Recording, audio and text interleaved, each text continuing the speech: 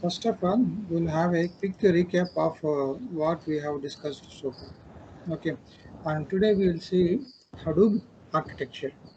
Okay, so please, guys, go on mute, in case you don't want to talk, and whenever you have doubt, please unmute and talk. Okay,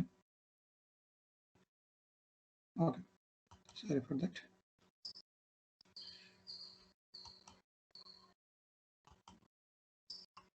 Hmm. So far we have understand what is a single system computing model and a distributed system computing model. In a single system computing model, we will be using the resources of one system only. Okay, so when I say resources of a system, it can be like a hard disk, it can be like the CPUs, or it can be like a memory, right? Or other RAM, ROM, okay, all these things of that belongs to a one system. Okay, now if you want to increase the performance of the system, we have to increase the resources that are available on the system. So that is called as vertical scaling.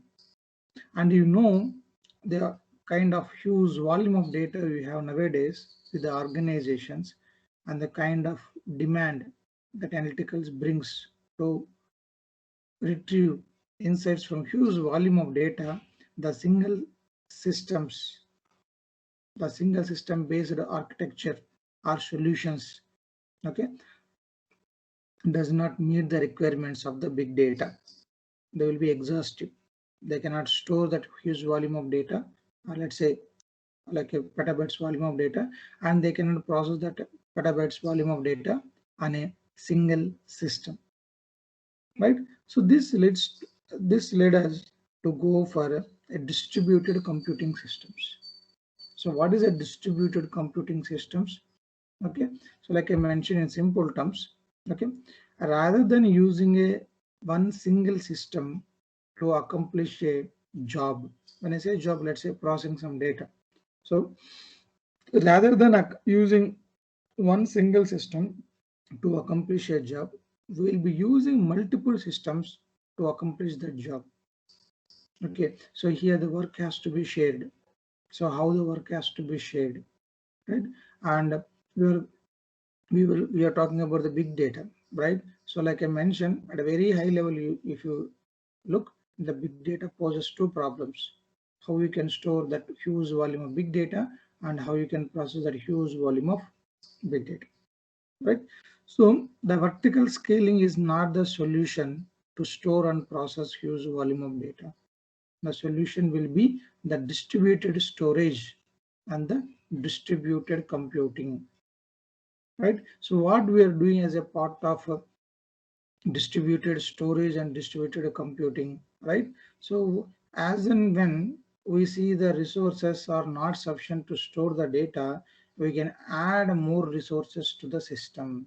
So when I say system here, so it is like a cluster, right? Distributed, when you hear the word distributed, so immediately you should think in your mind, you are going to work with a group of systems as a one unit, which is called as a cluster. So here we will be calling that as a Hadoop cluster, right? So within the cluster, so in a group of systems, we are going to store and process the data. And whenever we feel these resources are going to exhaust, like they're not going to sufficient to store our data or process our data, on the fly, we can add some more systems to the cluster without stopping any of the services. So this is called as horizontal scaling. So if you want to have a good solutions for big data, we have to go for horizontally scaling solutions. We have to go for distributed computing systems or distributed systems. We have to go, right. So when you go with the distributed systems, what we are going to do is we are going to utilize the resources on the multiple systems. Let's say we are going to use the hard disk, a portion of hard disk from the multiple systems in a group. We are going to use the CPUs, okay, from multiple systems to accomplish a job. We are going to use the RAM, ROM in each system to load like a portion of data and perform some operations, right? So this is the main difference between the single system computing model and horizon and distributed system computing model. One is a vertical scaling solution and the one is a horizontally scaling solution, right? So when it comes to this Hadoop cluster, the Hadoop cluster can be both horizontally scalable and vertically scalable, because in a Hadoop cluster, right, in a distributed cluster, the way the Hadoop cluster is designed, right, not only we can add the systems whenever you want, right? If you want to bring down the systems also, you can bring down without affecting the your currently running jobs. Okay, so you can see how that can happen in like today's architecture of Hadoop. Okay, so this is all about the single system computing model and the distributed system computing model. So now, um, as we are learning these distributed systems, many of you for the first time, so we need to understand some basics of how we are going to store the data in a distributed computing environment or distributed computing storage, right? Now let's say I have a one system where I have a 1 GB of data, right? So when I have 1 GB of data, it is like a single system storage. It will be stored on the hard disk of a single system, one server only. But when I say this file will be distributed, is stored in a distributed fashion, then what happens, right?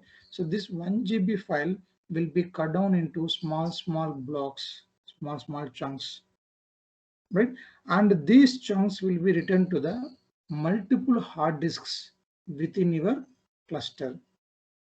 Okay, now let's say this 1 GB file, okay, we have divided into 4 blocks, B1, B2, B3, B4. So this 1 GB file will be equal to combination of these blocks. If you want the content of 1 GB file after dividing, so you need to take the sequence B1, B2, B3 and B4. Like, so now initially, now say the blue boxes you are seeing here, assume that these are the nodes or the servers in a cluster. So what we can do, we can randomly copy each block into a different system. So there is no point keeping the same block in the same system. Okay, I can hear some noise. Do you guys have any doubts, or could you guys go on mute, please?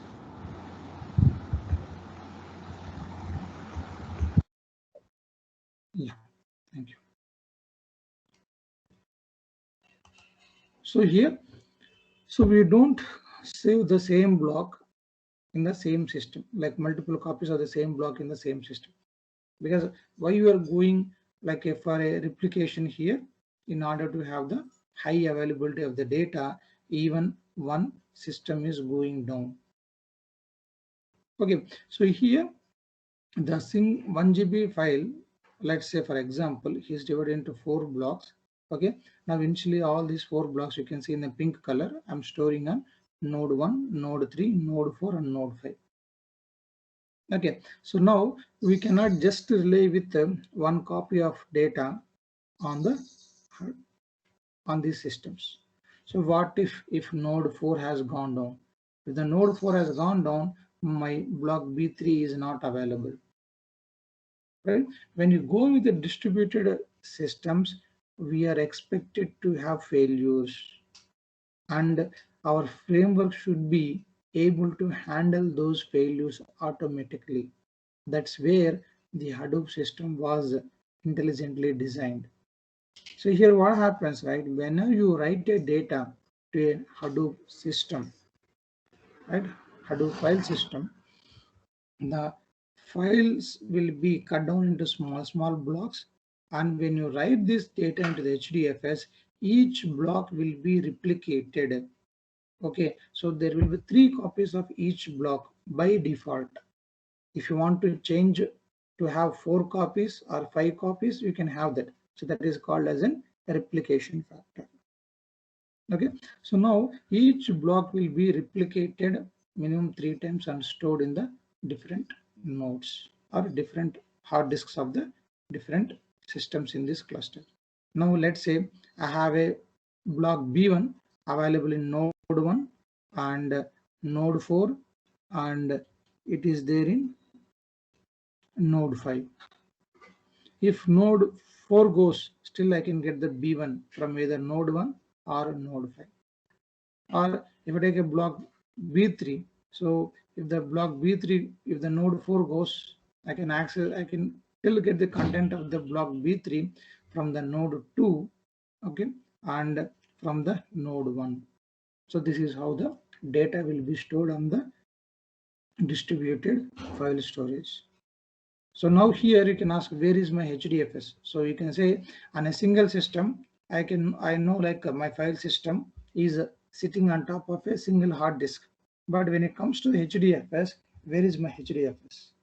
For the end user, HDFS appears for us as a single file system only. But internally, it is a distributed file system. When I say distributed file system, the file system of the Hadoop is distributed across multiple hard disks of the nodes within the cluster, right? That means here what happens, right? Each node in this cluster, okay, will contribute a portion of its hard disk to the HDFS. Okay, it will contribute a portion of this hard disk to the HDFS. Now this collection of portions of multiple hard disks from the multiple systems is nothing but your HDFS. And for the end user, it looks like a single file system only, but is a distributed file system. Say why I'm saying like this is like a for HDFS for the end user looks like a single file system means when you write the data, let's say I'm writing 1 GB file, and let's say the name of this file is sales_2020.csv. After writing the data to the HDFS, still I'm going to refer my file with the same name or with whatever the name we have saved on the HDFS. I'm not going to get the data from the HDFS by referring the blocks B1, B2, B3, and B4, right? So we are not referring the file written to the HDFS by the blocks. We're just referring the file with the file name itself. Okay, so how that happens, right? So once I read the data to the HDFS, let's say you may ask a question, how we can refer back this 1 GB of data? How we can retrieve this 1 GB of file again? So here what happens, right? This information about these blocks, we are going to store in a separate system. That system is again part of a cluster, which we call as a name node. And this node will have an information that this is a file name and this file has these many blocks, okay, and these blocks are these replicated copies, and this block B1 copy 1 is available in so and so server, copy 2 is available in so and so server, copy 3 is available in so and so server, and this is a sequential order of the blocks B1, B2, B3, B4, like that. It will maintain that information in which directory it is there, right? Who is the owner of this data, like what are the access permissions on this data, like what is the parent directory of this, how many blocks this file has, okay, when was it created. So all this information it will be there in the metadata of the name node. So this is how your distributed file system is. So this is fundamental to understand this. Okay, so this is like a high level view I am giving for today. Now when you go to the Hadoop architecture, and again we will see in detail what is this name node. So what is the data nodes, wherever storing the blocks of data, those are called as a data nodes. So those things we will understand. Okay, so this is what we have discussed in the last two classes. Okay, any doubts so far? Are we good so far? Any doubts, guys? Is it clear? Yes, it is. Okay, thank you, Priya. So guys, make this class be interactive.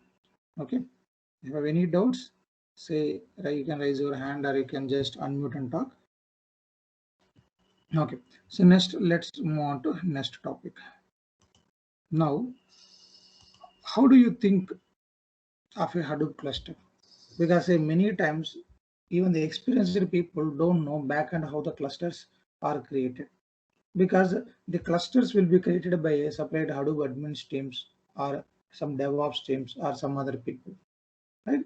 So here what happens, right? So let's take how do you set up a single system, right? Let's say you got some laptop or you got some what I can say, you got some desktop. How you're going to set up that, right? So when you got a one single system, okay, let's say you got a laptop or a desktop or even like it's like a single enterprise level server, what we are going to do, right? So assume that your organization company has procured just a hardware of that. Okay, so first, as per our requirement, we need to decide which operating system we are going to use. Now, based on the operating system, we need to format the hard disk that is attached to the server with respect to the file system as per the OS.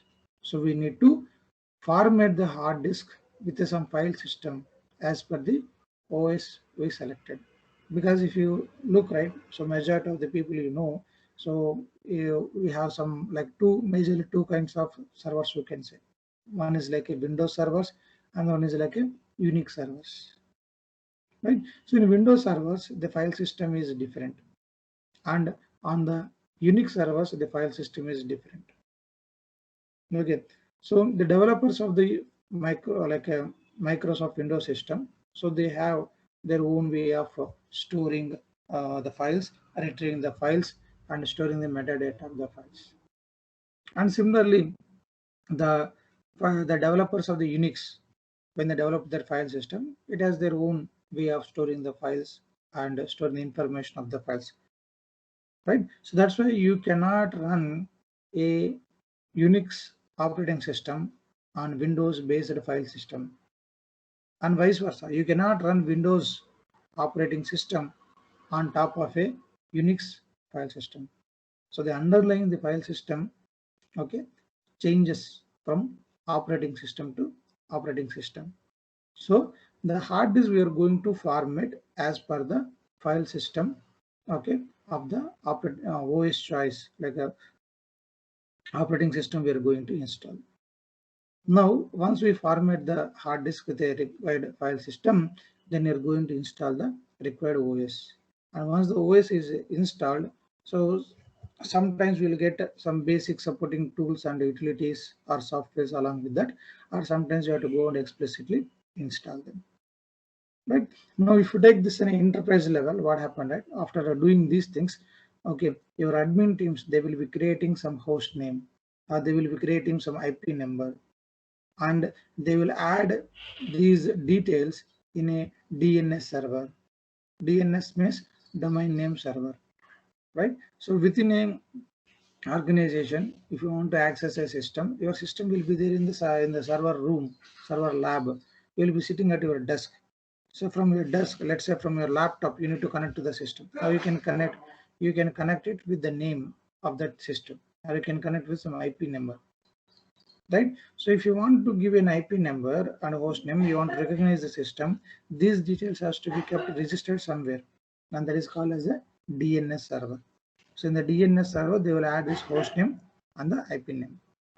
Then they will put this into a LAN and WAN networks.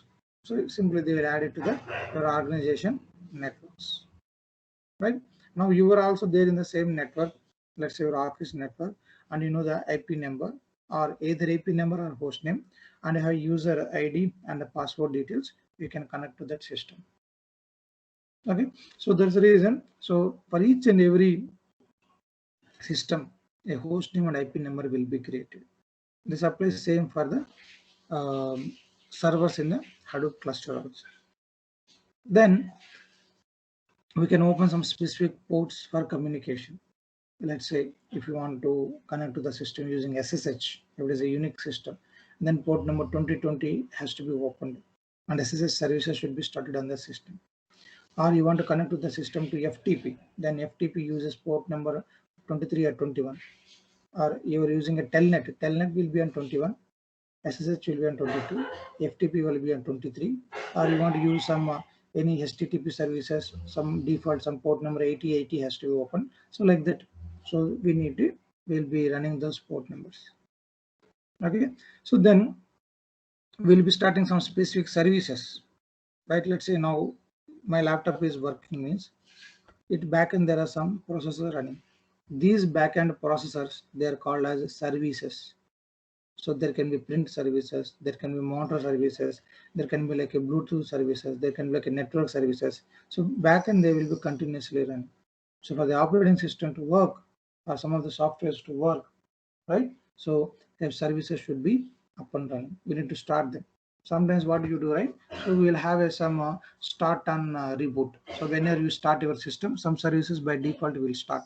Or we, if they are not starting, we have to go and explicitly start those services. Now once that is done, then we can install the your business specific software. So what is very specific to your business. Let's say you want one database, or you want to have some web server, or you want to have some other programming languages, compilers like C, Java, or anything, or whatever is required, right? So we are going to install on them. Then we have to start this business specific software processes or services also. So for these software also, there will be some services we need to start them. Right? Now all this is good. Now you want to provide access to these end users, like say you have to provide the access to the your team members in a team.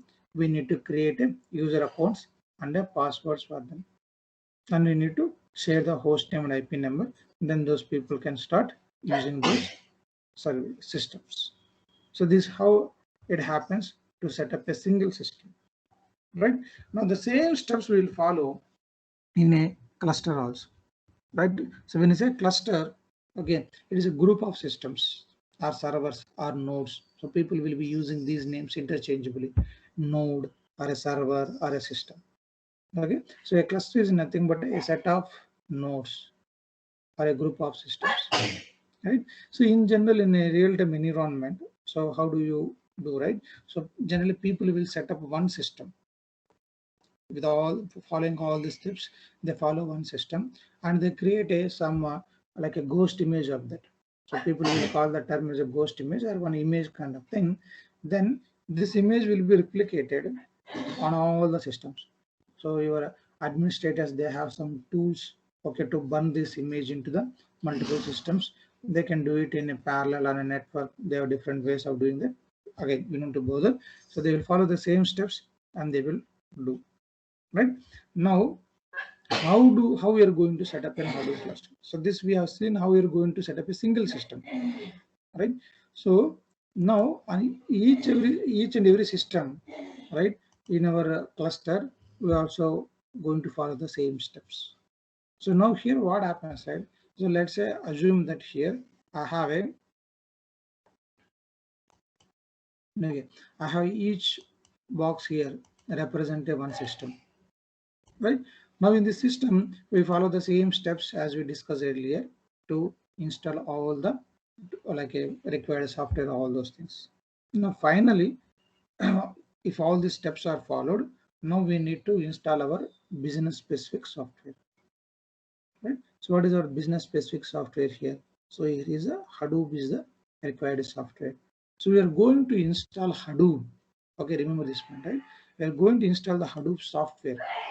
We can consider Hadoop as just a set of libraries. Okay, we can install the Hadoop software on each and every node in the cluster. In every system in the cluster, we are going to install the Hadoop software, because this is Hadoop is a distributed framework. Right?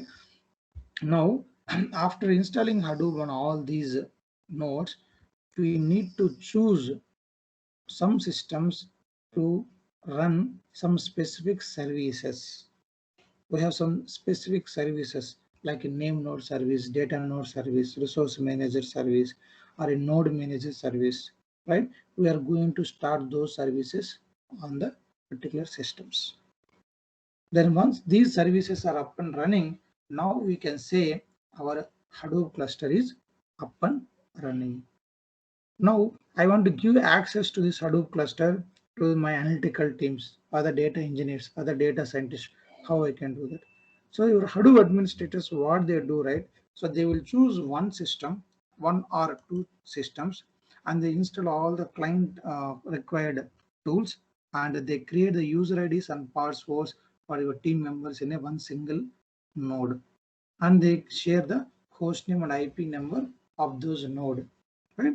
Then like we as a data engineers or developers want to connect to the cluster, we will not be going to connect to each and every node in the cluster. We are going to connect to only one node in the cluster where it has a client tools, and that is called as a client node or edge node or a gateway node.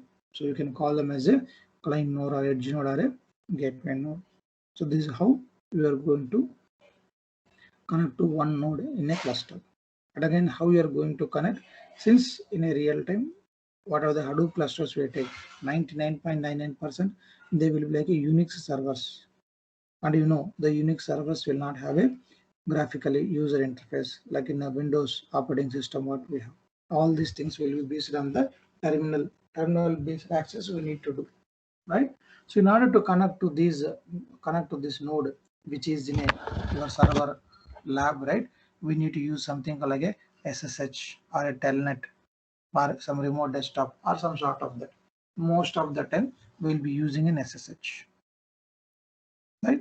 But if you're using a Windows system and you want to connect to this Hadoop client node, then you have to use something called as an PuTTY, okay, which internally uses SSH protocol to connect to the your client node in the Hadoop cluster. Okay, so now what happens in a production system? Let's say you have a data in a database or you have a data in a FTP server. Before you process this like a huge volume of data on the Hadoop system, first you need to get that data into the your Hadoop system. How you can get directly? You cannot write to divide the data and write to all the nodes in the cluster. What you are going to do, right? So whatever the file you want to get, okay, you are going to get this file. Okay, so let's say I have a file. So we are going to get this file into your client node. Okay, and from the client node you can run a command like hadoop fs minus put. Okay, so slash my name my data like abc.csv file. Assume that this is a path of the file in this system of this file. Then you want to put into hdfs, you can say slash my project, say raw data, year is equal to 2021, month is equal to something, day is equal to something, and abc.csv file. And then this file will be automatically cut down into blocks and returned to these nodes in the Hadoop cluster. So this is how we are going to set up the Hadoop cluster. Okay. Any doubts so far? So this is what we have seen in the last two classes. Any doubts so far?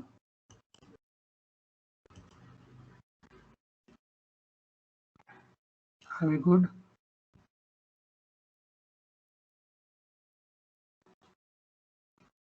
All good? Yes, sir. Okay. Yeah, thank you. So now today let's start with a Hadoop architecture.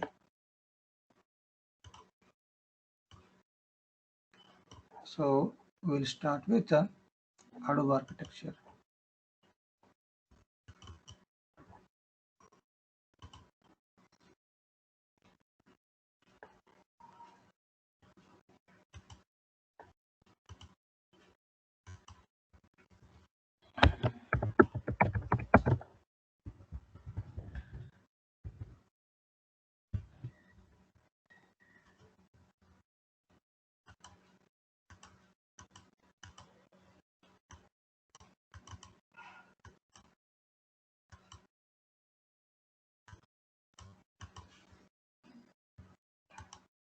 One minute, let me check whether this session is being recorded or not. Okay, recording has started.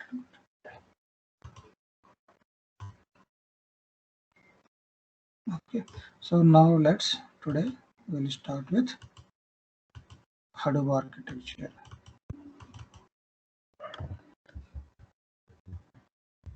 Okay, so as we have seen, Hadoop is a distributed framework.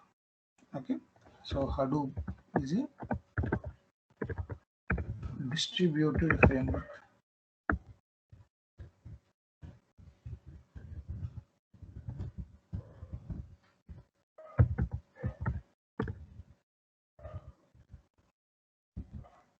Hadoop is a distributed framework, right? Or a distributed software. So most of these distributed frameworks, okay, so they follow a master-slave architecture. So it follows master-slave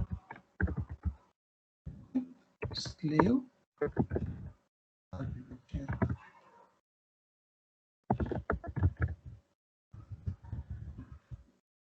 So it follows a master-slave architecture.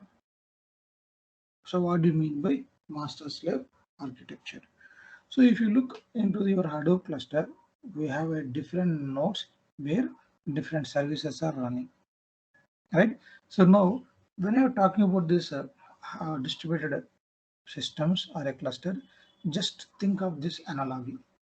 We have a team of only one member, and we have a team of, let's say, 10 people. Okay, now when you have a team of one person, he should be like a self-directed. He will take care of the things whatever given to him. But when you have a team of 10 members, okay, what we need to do, all these 10 people will not be self-directed, right? So we need to have a one person who is going to manage these people, right? So in our team, there will be one person called as a, let's say, a team lead. A team lead will be there for 10 people. Now what does this team lead will do? He will identify the work, distribute the work, okay, split the work and distribute that work to the team members. And he follow up with the people, okay, how they are working on the individual task assigned to them, right? So in a distributed environment, like when you have like a group of resources, we need someone to manage them. We need someone should be like a giving instructions. So we are going to give the control to one entity to take some decisions. Not all the entities we are going to give any privilege to take the decisions,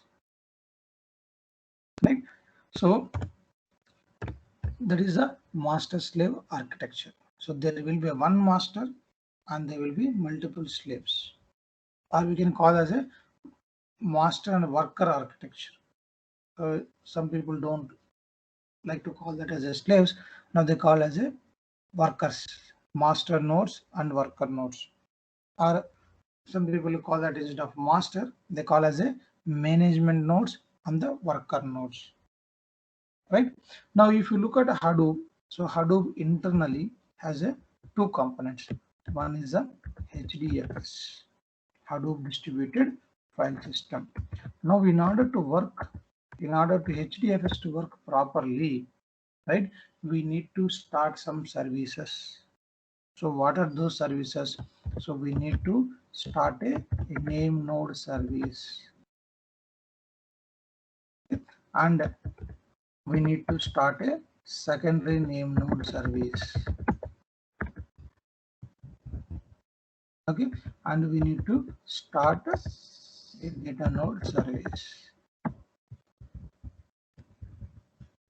So these services we need to start.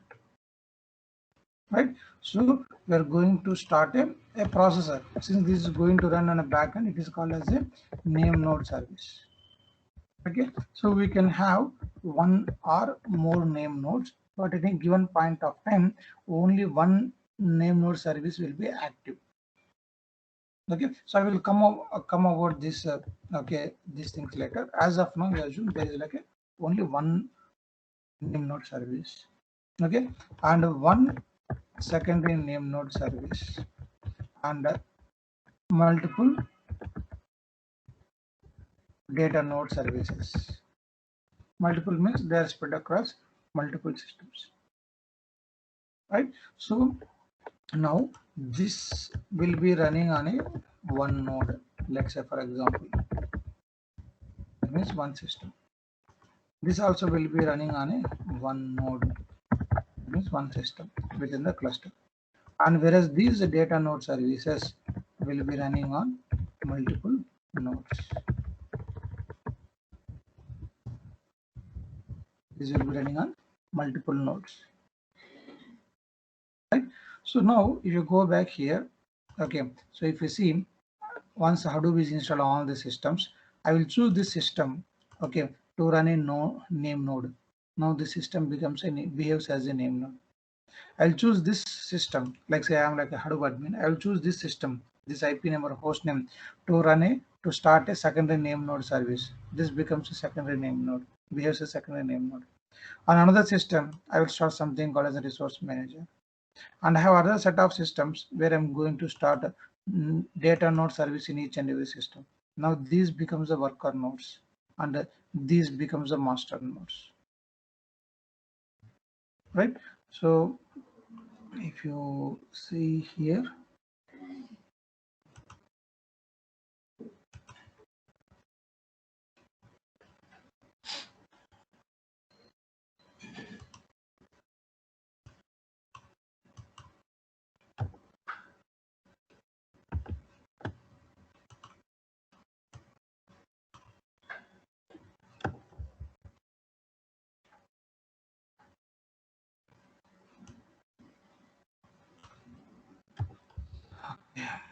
it's not.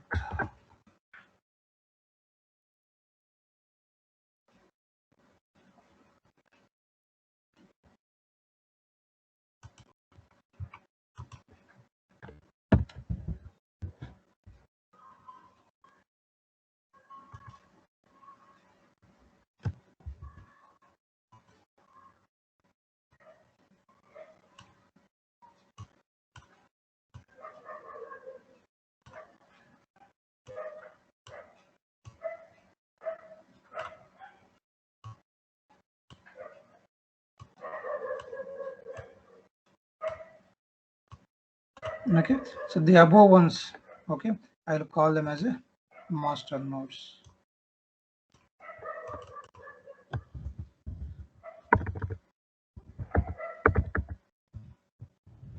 Master nodes, right? And these below ones,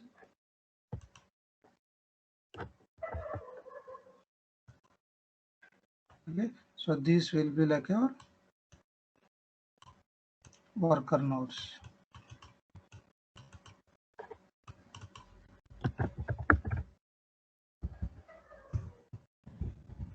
These will be our worker nodes. Okay. Same way here also, how we are telling, we say worker node or a master node means based on the service that is on the system, we are going to classify them as a master node and the worker nodes, right? So if for the HDFS to work properly, that means you want to store the data, retrieve the data properly, these three services should be up and running, right? Now the same thing when it comes to processing the data. So whatever the data we stored on this Hadoop, if you want to process the data, you want to follow some approach called as a map reduce. Like a map reduce is one approach to process the data that is stored on the HDFS, or the data which is distributedly stored, right? And for processing the data, like I told, right? So we're using a multiple entities to process, to accomplish the same job. So there should be someone who can manage these workers who are involved in the processing the job, who are involved in the competitions. So we need to manage the resources here. Okay, so for that purpose, so here we have something called as an resource manager. So resource manager is one of that service. So we have a resource manager service.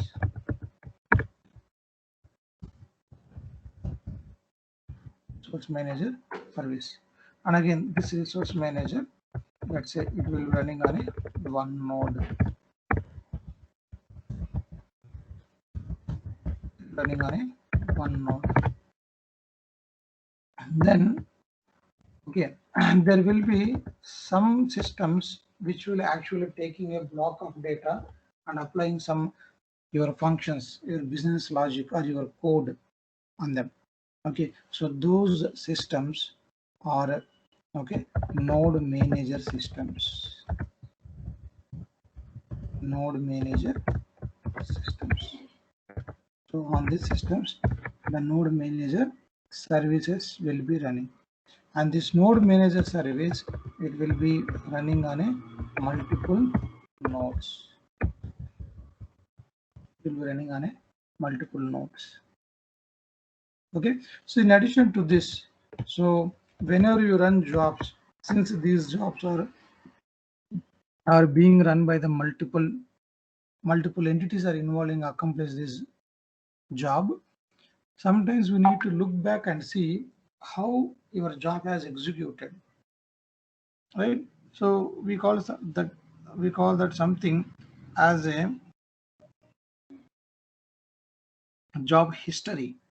So we need to look at the job history, how the job has executed. We want to know some details of your job. When was it started? When was it ended? Like how many mappers are taken, how many reducers taken, how much time is spent in each of the phase, what is input data, output data, like some other metrics I can show you once we can run some sample map reduce job, right?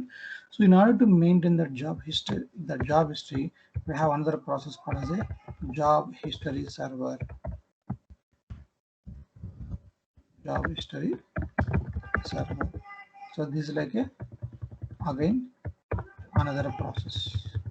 I can say this is like a service, and this also will be running on a one node, any one node in the cluster.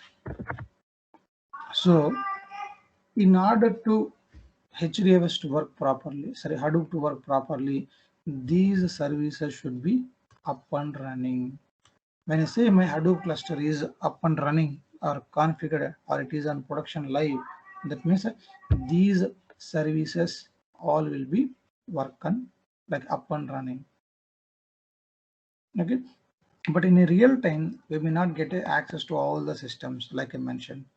What we'll be getting access is we'll be getting access to one of these nodes only, right? So your administrator can choose any node. He can choose the name node itself as a client node, and they can install all the client tools here and he can give an access, or he can choose any one of the node right in the cluster and he can give the access. It depends. Okay, it need not be like only the data node you need to take and you need to give access. It depends on the decision of the administrators. And again, you can see one node in a system can take up multiple responsibilities. Let's say, for example, in this system, I am starting data node service and I'm starting node manager service also. Now, this single node can serve as a both data node, which primary responsibility is to take care of the blocks written to that one, and it can serve as a node manager also whenever it is required to process some blocks of data. So again, with the help of this node manager, we can load that blocks of data and apply our code or logics on top of that.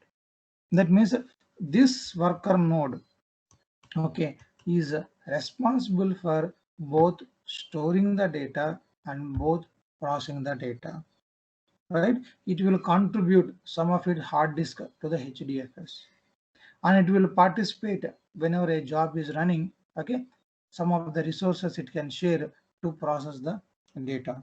It will allocate some memory, it allocate some CPU cycles to process some data when you're running a job.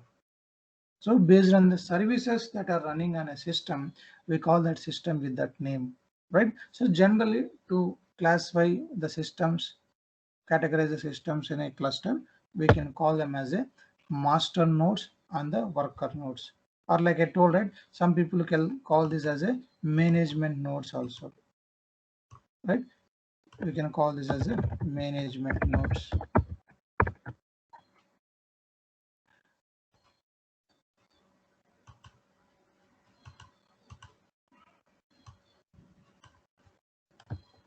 Okay, so management nodes and the worker nodes also we can call them.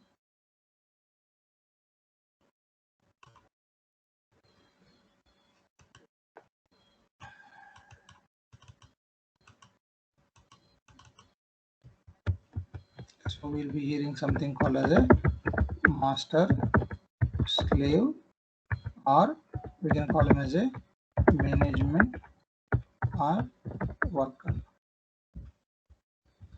So we will be using these terminologies. So both are same.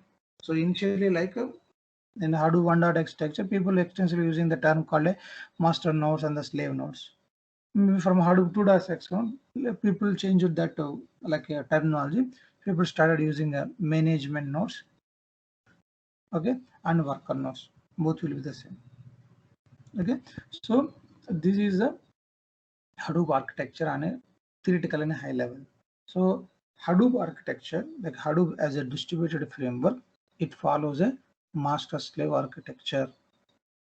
So now you know Hadoop has a two core components. One component is responsible for storing the data. Another component is responsible for processing the data. And to store the data properly in a distributed fashion, so minimum three services are required. One is a name node service, another one is a secondary name node service, another one is a data node service. Now, to process the data, we have within a Hadoop, we have another small framework called as a MapReduce framework. So, and this MapReduce framework to work properly, right? So, you should have resource manager service running, and it should have node manager services running, and it should have job history server also, service also should be running. So, your Hadoop administrator will choose to start all these services in a Hadoop cluster. Okay, now if you look at this Hadoop is completely written in Java. I can say Hadoop framework written in Java. Okay. Now when I say these services, when I say Hadoop services, what are these services? The Hadoop services is nothing but a piece of running Java code. It is a piece of running Java code. It's a piece of running Java code. And a piece of running Java code is generally what we call as a process. It's like we call as a Java process, right? So which will be running on a JVM, Java Virtual Machine. So you don't need to get details into it. If you don't know what is a JVM, just ignore. So it's as simple as Java process. If any process is running continuously in the background, like then it will be called as a service. So this Java process running as a background is called as a service. So it's like a service. Why you call it a service? Because it runs as a background process.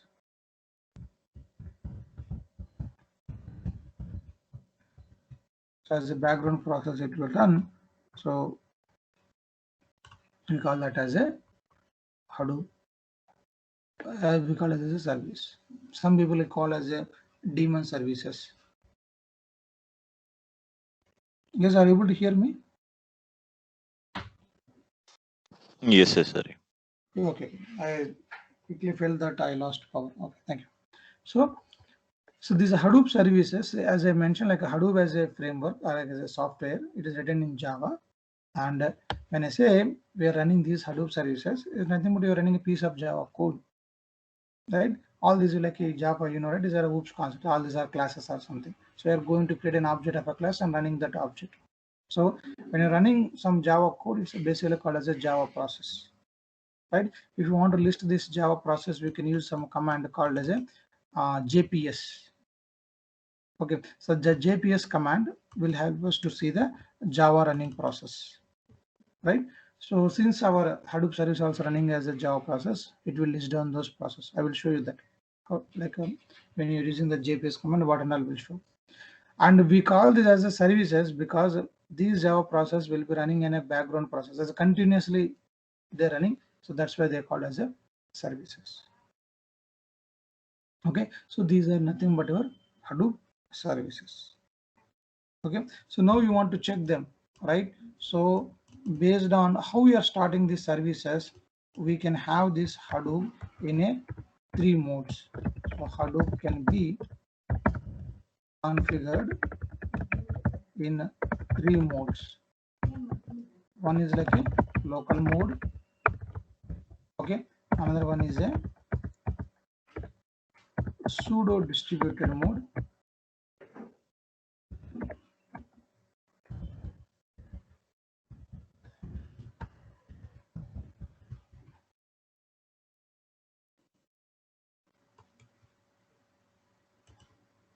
Okay, pseudo distributed mode. So another one is a fully distributed mode.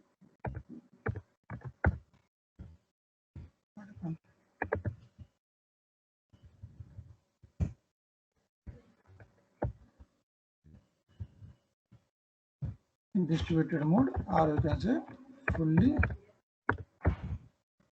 distributed mode.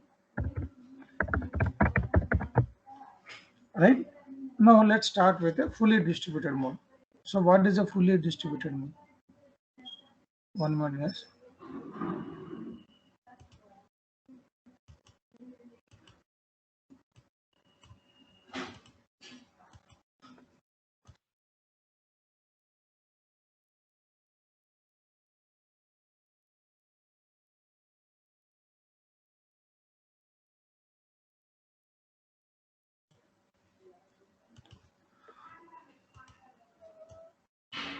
So now when you start with a fully distributed mode, right? So here you can say, right, in a real-time environment, we have these Hadoop cluster as a group of multiple systems, right?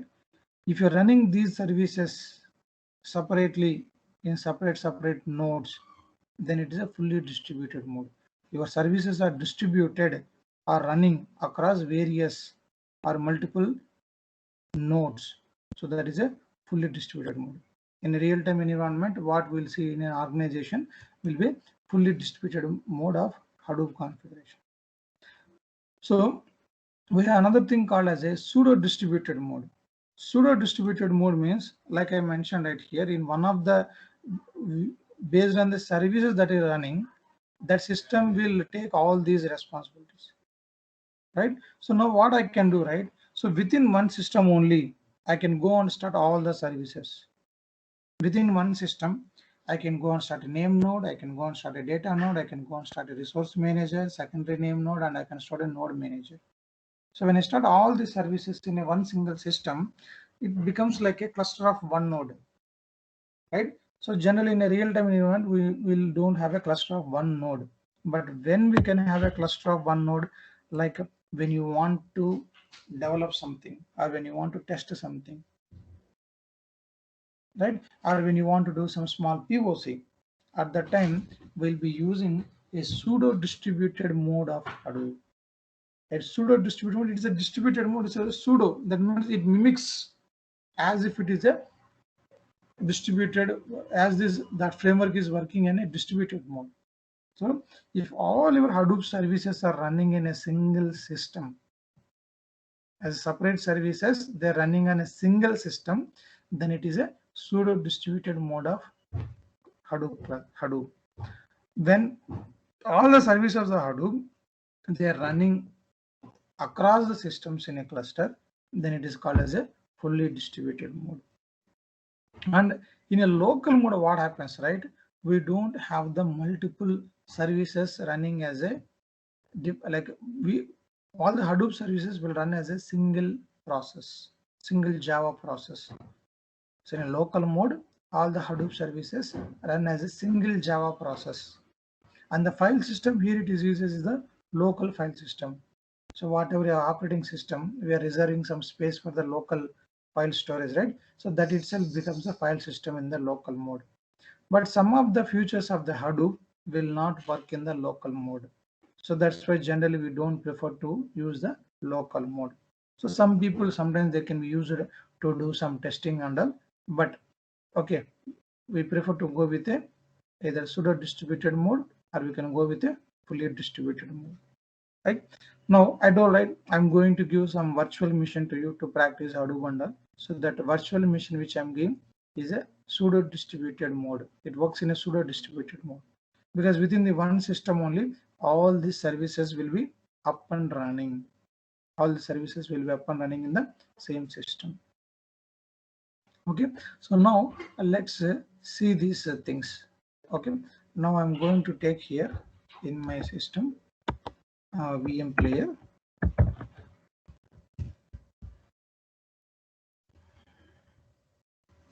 Okay, so I have a VM player installed in my system, and I have a one virtual machine image is available, right? So I can go to the player file and I can say new virtual machine, and there will be some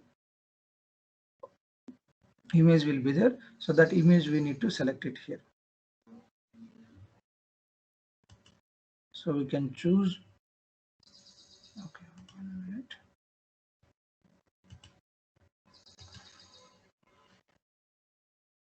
Okay, you can say open, and here you can see Cloudera Kickstart VM 5330 VMware. So this is the image, that VMX image. You can just select that and you can say open. That's all what you need to do, right? So when you say open, so based on the name that has given, so it will come and appear here as a CDH or a CDH Hadoop Spark or Hadoop Spark VM, whatever the name you have given. Now I select this CDH, right?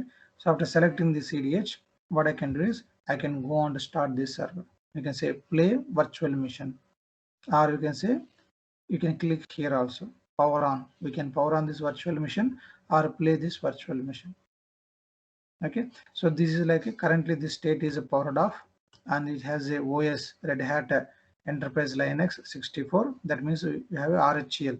RHEL means Red Hat Enterprise Level Linux, and the version is workstation 8.x virtual machine. This is a virtual machine, and the RAM I assigned to use is 10 GB. I think I have a 16 GB RAM in my system. I allocated a 10 GB to that. So at least you want to work comfortably with that. At least you should have a 8 GB, and at least we can allocate some 4 to 6 GB to that. So I have a 16 GB of RAM. So I have allocated a 10 GB of RAM to that. Okay. So if you want to see some configurations, you can see here edit configurations. You can say memory is a 10 GB that is assigned. If you want, you can change it here. Okay, and the process, well, it has one process, right? If you want, you can assign more process, because in my laptop I have like 8 processors are there. So as of now I assigned only one processor. If you want to go and assign more processors, that is also fine. So you can go and assign more process to that. Okay, if you want to make my system more faster, I can go and increase the process. Let's say let me go and install 4. And the hard disks, so it has a 62.5 GB of hard disk, and network adapter NAT is not required, and the display it will auto detect, right? And we have some other options here. So what is a virtual name, virtual machine name? I can go and change if I required, but simply I give like a CDH. Okay, and a guest operating system, Microsoft Windows, Linux, other. So it is using a Linux. So this is a version of that Linux. It is like a RHEL, Red Hat Enterprise Linux 64-bit, and this is a location where this image is. C colon Hari VM Cloudera. This is the location.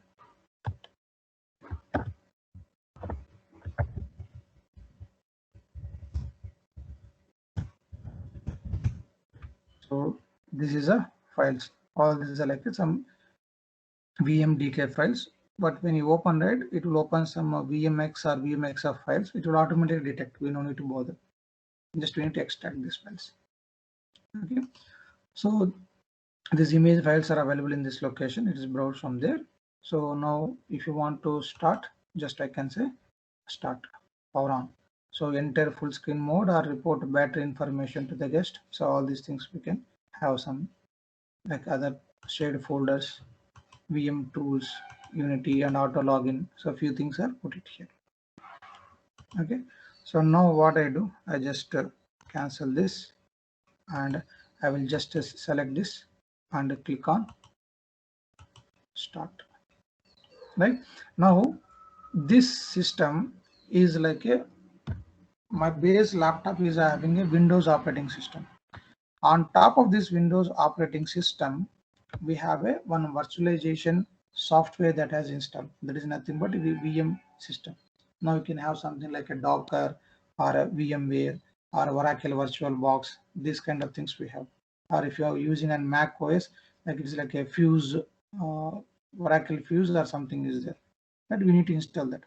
On top of that, just you have to uncompress the virtual image files what I'm going to share and just open them, like just to point to the location where those files are there, right? Now once we like a power on that one, it is going to bring up that server.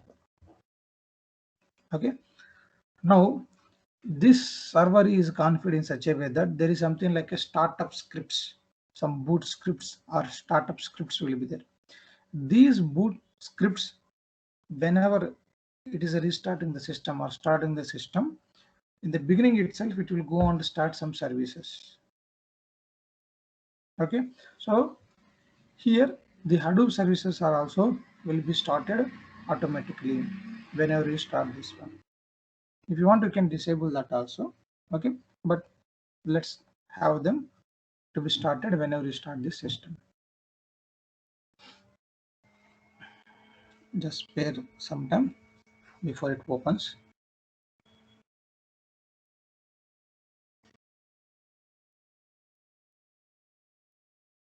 In a real-time environment, we don't stop the cluster. It will be continuously running. Okay, since this is like a in my system we are using this VM player, so it is going to take some resources. So whenever I don't want, we are shutting them. Whenever we want to practice, at that time only we are bringing it up. Okay, sometimes like I heard in some interviews people ask these questions. So like when do you start your services, Hadoop services? Like some people, right, who like don't get the real time picture of Hadoop cluster, they went and told like daily they are going to start the Hadoop services, but that is not wrong. In the real time environment, Hadoop cluster will be continuously up and running. Okay.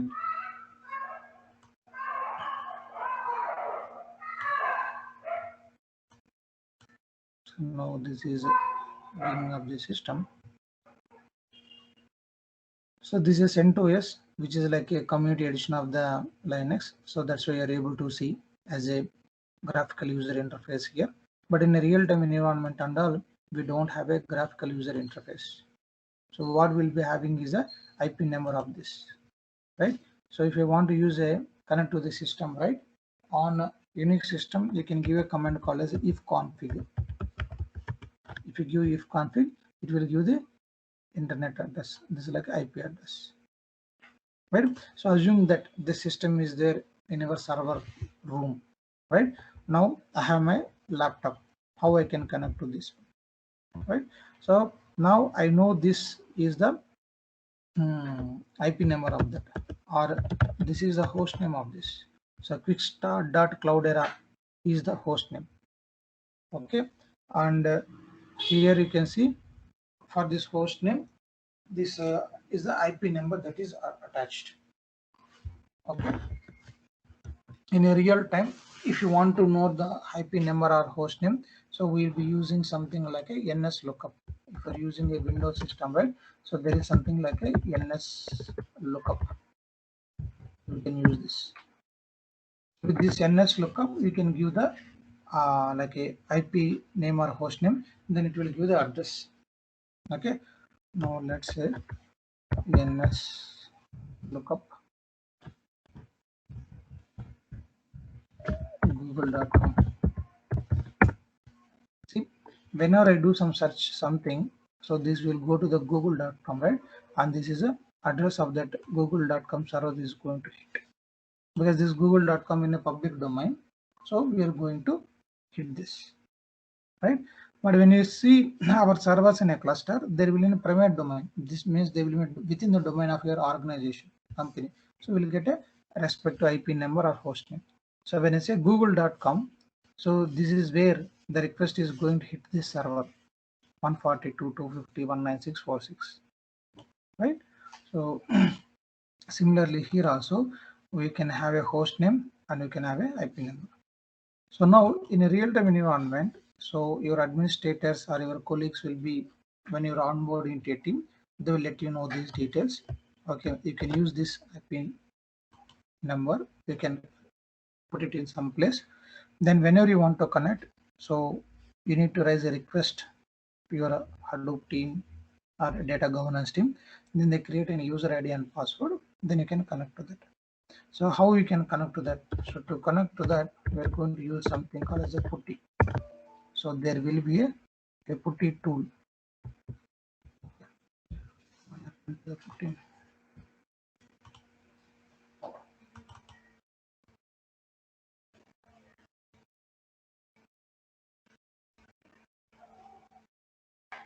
Just give me some time. Looks like I moved PuTTY to some other place. Yeah.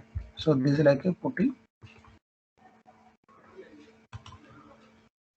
A small binary we can insert from internet. So now I'll open PuTTY. Now here I will go and give the IP number. So this is IP number, right?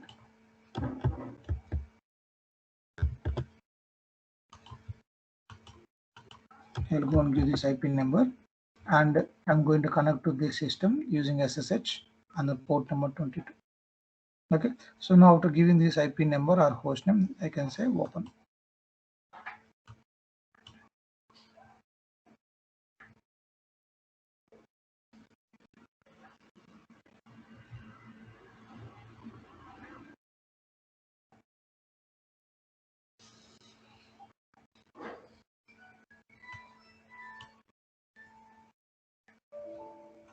Okay, so looks like some NAT device or something is disabled on my system because it's my office laptop.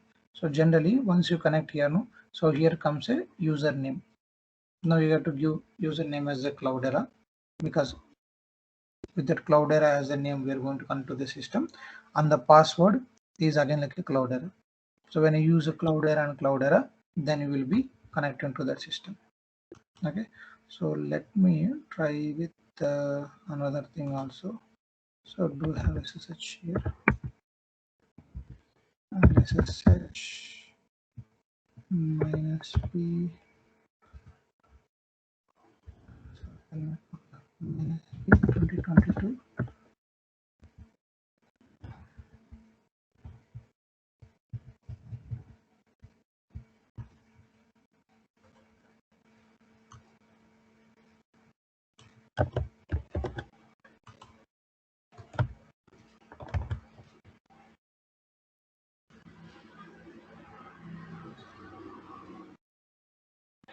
Some security config has changed in my system. Okay, so quite some time I didn't check them. Let's see. Fundal will connect, will connect. Otherwise, we can directly access from the UI.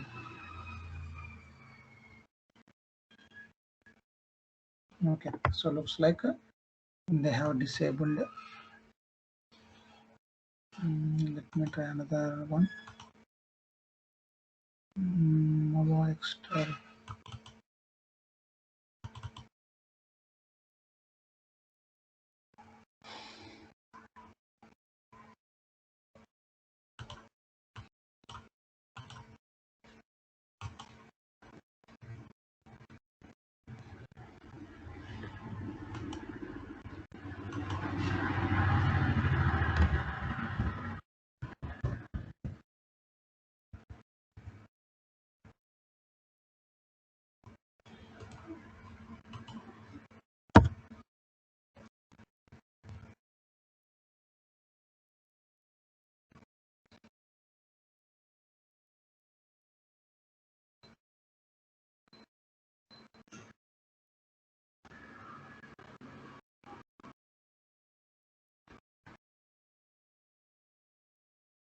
Okay, it won't connect here also.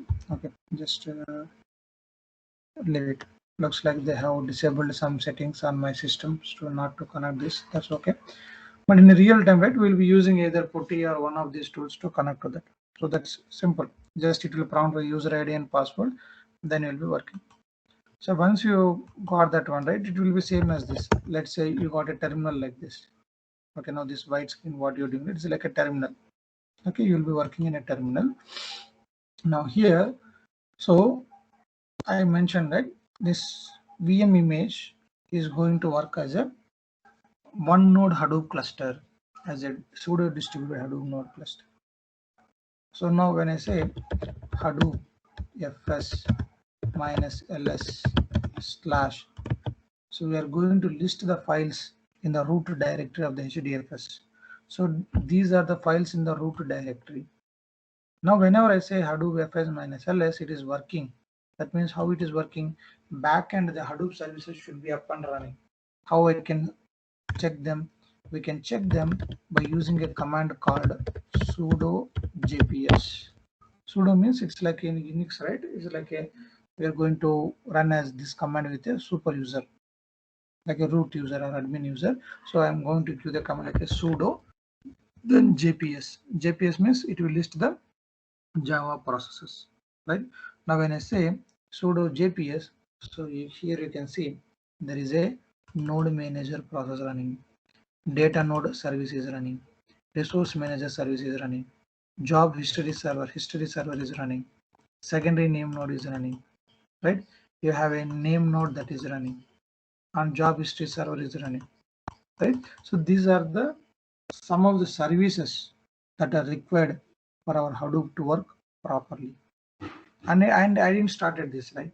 So from the bootstrap script, like a auto start script, startup script, already I have some commands to start them, and it started.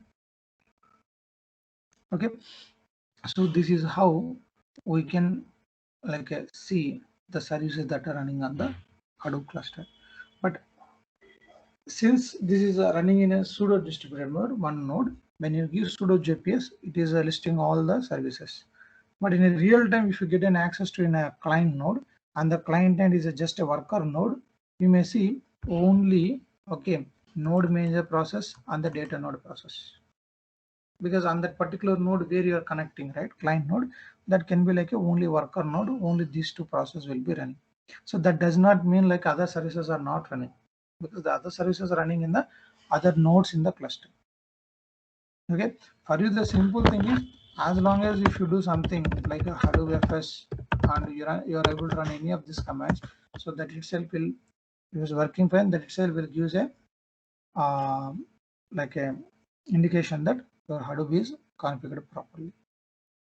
Okay, or from the terminal also, we can check. Okay, so whether these services are running or not.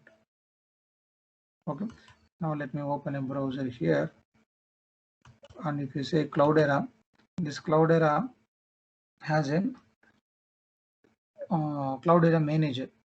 So you can see clicks.cloudera, right? Welcome to the Cloudera clicks.vm. It has a node and address. So this is a manager node, so which is this one, and there's a one worker node, which is this one, because the same system itself is working as a both the manager node and the worker node. Because the name node service is running here, so that's why it is a manager node, and a data node service is running here. That's why it's also a worker node as well. So this is a working as both as a name node and the worker node. Okay, so here if you go and see, so there are some, so you can see HDFS name node, HDFS secondary name node, data node, all this we can connect if you want. Let me connect to this name node. So your name node is a service that is running on the port number 50070, right? So as a services, this process, they will be communicating with other services, other process. How they can communicate? So some signals what they are receiving, they need to receive through some port number, and some signals they are sending, they have to send these signals to the port numbers. So these services are running on a some particular port numbers. Or if you want, I can show you here. So how a, so if I say ps minus eif and grep minus I name node. Okay, let me do sudo okay, I'm around name node.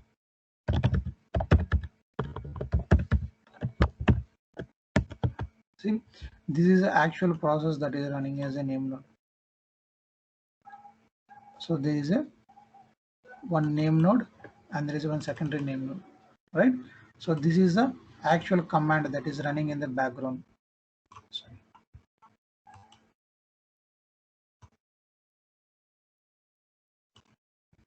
Right, so actually this is running. So user Java JDK 1.7 bin Java, that means this is a Java interpreter, and it is running a class called org.apache.hadoop hdfs.server.namenode.namenode. This is a class name because in Java, so it's like a classes will be running.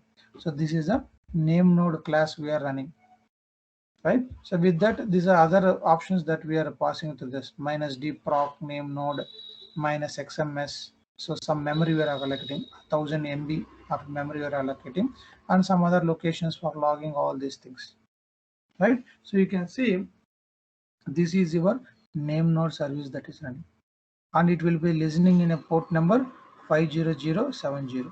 So if you know your host name where your name node service is running, and you can give like a 50070, you will be connecting to this. And here you can get the overview. So overview is fixed.cloudera 8020 active. Okay, this is like a resource manager. And when was it started? It was started and so on so date. What is the version of this?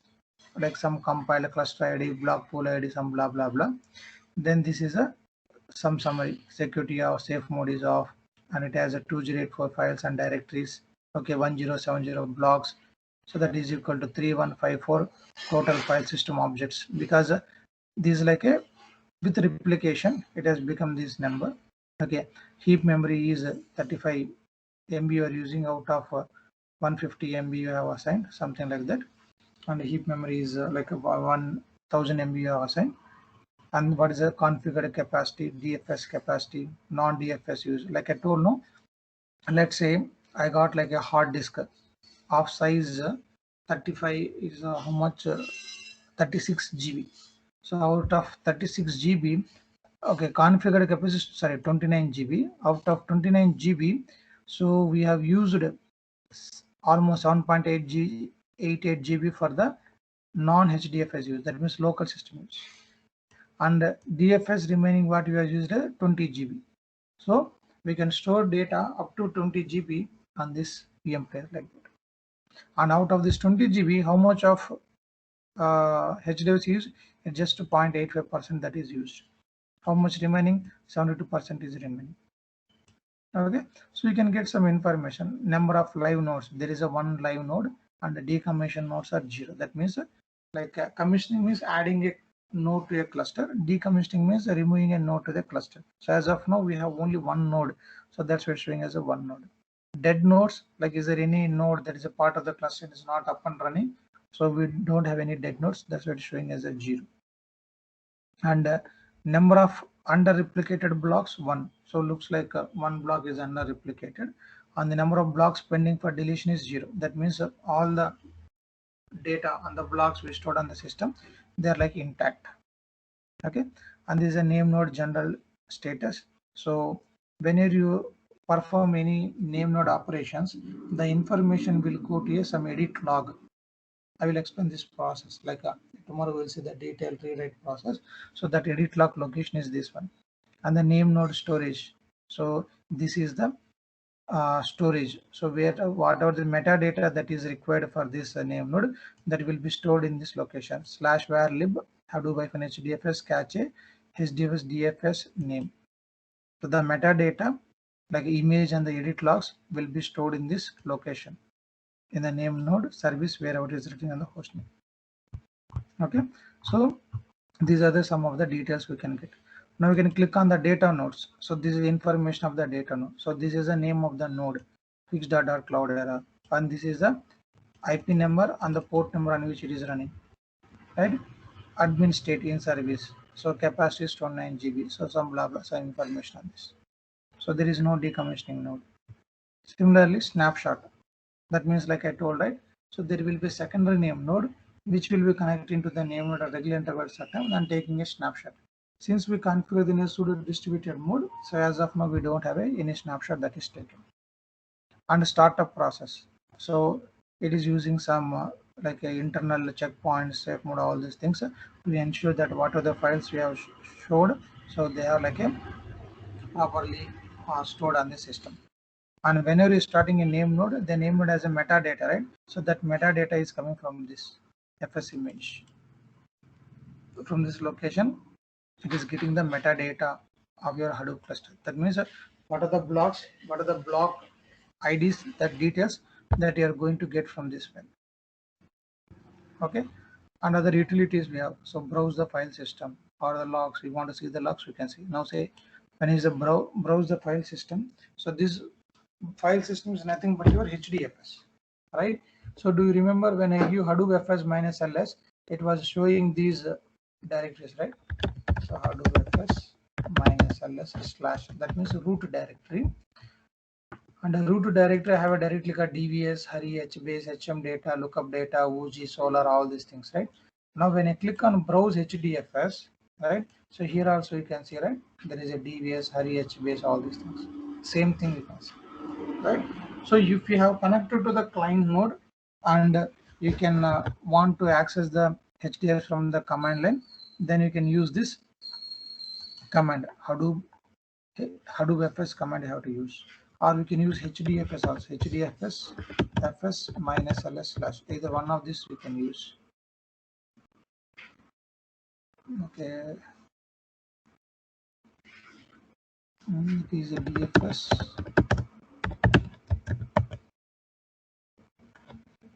Okay, maybe in this version there is no HDFS, but in the latest versions we can use either Hadoop FS or HDFS FS we can use. So here just we can use a Hadoop FS minus ls, right?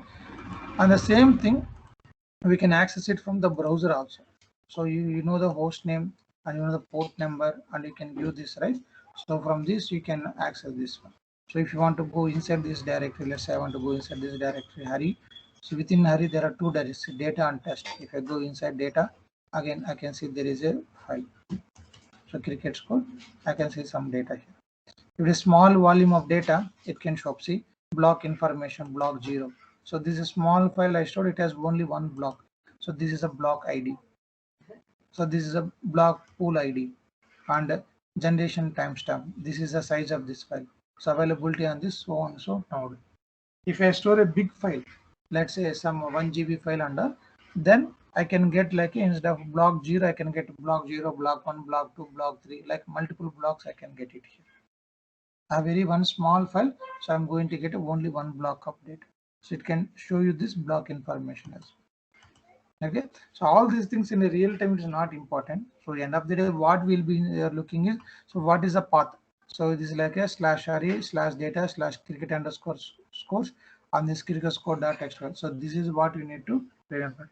Other things will no need to bother in a real time. You can see there is a block size of 128 MB. Replication is factor is 1. Right? Which group the user creator comes under, what is the owner of this file, and what are the permissions we have. All these things we can see. So this is like a regular our files also. Like in a local system, we'll be giving like a command like ls or ls minus lrt. So this gives the on a local system in the current directory. So we have a lib directory, documents directory. For this, these are the like a permissions. This like user, this like user group, and this like a some size of this file. This is a date when it was created. Same way, your HDFS also follows the Unix kind of a file system. There is something called as a POSIX standards, right? You have so many versions of the Unix systems like Linux, Fedora, okay, Mac OS, so many things, right? CentOS, Ubuntu, right? All these things you can see the commands are more or less same, because all the file systems in Unix system they follow something like a POSIX standards. Even your HDFS also, okay, HDFS also follows POSIX standards. POSIX standards means it has a some way of organizing the data. So if you take a Linux system, there is something called as a root directory, slash directory. Everything comes under root. If you take Windows, right? So there is something like a C drive, D drive kind of thing. We need to set the what is a home drive. right? But in case of Unix, it is like a root directory. Whichever system you take, everything originates from the root, right? And again, under root, there will be other directories like a lib directories. Now say fl minus.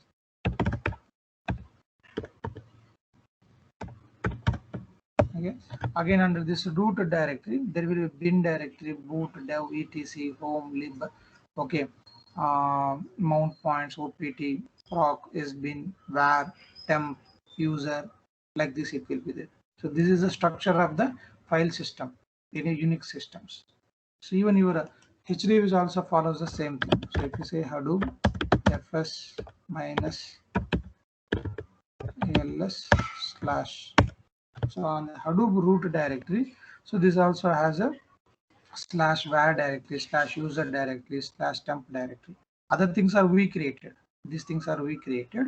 But if you see, right, slash temp slash user slash var, so these are similar to this. We have slash user slash var and slash temp directory in a local system. Similarly, we have those kind of things in a HDFS also. Okay, for us the HDFS looks like a single file system only, but internally when you write the data, it will distribute the data and stuff. And again, for that we no need to bother. It will take care of managing that metadata, all those stuff. Okay, so this is in short about the pseudo distributed mode of Hadoop what we have. Any doubts so far? Did you understand how you are going to set up a Hadoop cluster? What are the services? Why these services are required? All this stuff. Hi Hari, I understood the basic structure of it, but because I'm not so comfortable with the command line, the last part was a little difficult for me to understand. And also I actually got confused between the sudo and the local mode. The sudo is also on the local system, right? It's just a single system, and even the local mode is on the single system. So I got I mean, I'm confused between both the things. They look the same to me. I mean, you said that not all the processes run on the local system, sorry, local mode, but then still I didn't get it. I'm sorry. Well, no problem. See, if you see this system, if you take, right, this Cloudera system, what we have, there are so many users in this system, right? So if you see those users information, you can see in the slash etc psswd. In this file, you can see there is a root, there is a bin, daemon, admin, sync, shutdown, alt, mail. All these are users, operator, games, FTP, all these are users. If you see at the end, there is one user called Cloudera also. When I connected to the system, I logged in the system as a Cloudera. You can see whom am I. So I connected to the system as a Cloudera. As a user Cloudera, I may not have privileges to see the processes started by other things. So whenever we are starting this VM image, the EM image will be starting and running some of the processors with the root user. Okay, now when I give sudo, I'm assuming the role of the root user and I'm listing the process. Now say when I say JPS, so it is not showing the any processes here, right? When I do PS minus EAF, these are the some of the commands we can use so to see the processes on the Hadoop, to see the just process on the system. These are like Unix commands, right? Now with the JPS, it is not showing me the process. If I want to see the Java processes, what I'm going to use, right? So I'm going to assume the role of the root and run the JPS. Like I can like a sudo JPS I do, then it will list down what are the process, right? If you see in Windows also, right, if I want to run something, right, I want to run this putty, there are two options. Run as an administrator. Let's say to the system there is a separate administrator account and there is another account called Prasad. If I log into the system as a Prasad, I may not have some administrative privileges by default. But if the administrative user account is configured that I can assume the role of administrator, then what I can do, I can simply open that. So when I open this, right, so the user, it will show as a Prasad has a user open this file. Now the same thing I can run as an administrator also. Then with the administrative privileges, I'm trying to open this file. Same thing here. When you're running a JPS with a Cloudera as a user, I'm running this JPS. I don't have the privileges to list the Java process started by the root. Now when I say sudo, it's like a super user, right? This is like the way we assume the role of a super user in Unix, or sometimes you can do su minus also. So when you say su minus, you will ask the password. Okay. So now when I say who am I, now it shows I am a root. Before that, when I do like a who am I, it was showing me as a Cloudera. Now with a root, when you do JPS, it is listing the process. Now I exit. When I exit, when I do like a who am I, it is showing as a Cloudera. With this user, when I do JPS, I cannot list down the process. Is it clear now? It's just to list the Yes. process. Yeah. Thank you. In a real-time environment, root access will not be given to us. So what if like I have accidentally deleted some important files, right? We don't be given the root access. Any other doubts, guys?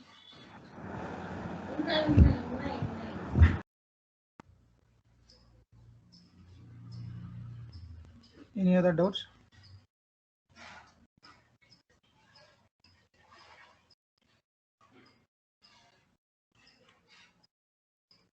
So how I can take your silence? That means you don't have doubts, or like whatever I'm telling, it's not reaching you.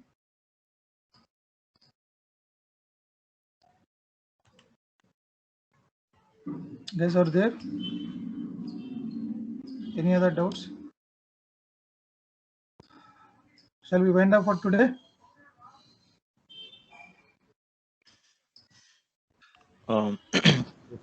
Hari, you started with Hadoop architecture, right? Yeah. Are we going in deep with what exactly those services does, or? They were going to do like day by day, step by step, you have to go, right? Okay. So just like, see, whenever we look at something, first you need to get a broad view of the things. See, why I'm directly jumping into VM and show, right? So when I say here all the things, right, you will be listening these things practically. Okay, this fellow is telling something like a name node, secondary name node, data node. Some people may not understand, right? Now when I connected here and showed them, okay, now they can see, okay, as a some process, right? So I did a ps minus f. Now we can see, okay, people can see that literally, okay, there is some name node process, some Java class they are running. So for that, today I just given a high level overview. Within a Hadoop cluster, it follows a master slave architecture. There are some services that behave as a masters, and there are some services that works as a workers. Now in the next class, we see what exactly the name node will do, what exactly the data node will do, what exactly the resource manager will do, what exactly the node manager will do. So whenever you write a data to HDFS, what is the path it is going? So who is cutting that file into a small blocks? How it is going? Like how you're like we can shut down the system and again we can start the system back. How we are still able to access that blocks of data as a file? So all these things one by one we'll see in the next upcoming classes. Okay. I just got confused. I mean, we started with architecture and then we suddenly jumped to this VM, right? Sorry. Yeah. Thank you. Yeah, these are aligned, Satya. Don't worry, we'll be covering Okay. that. Okay. Yeah.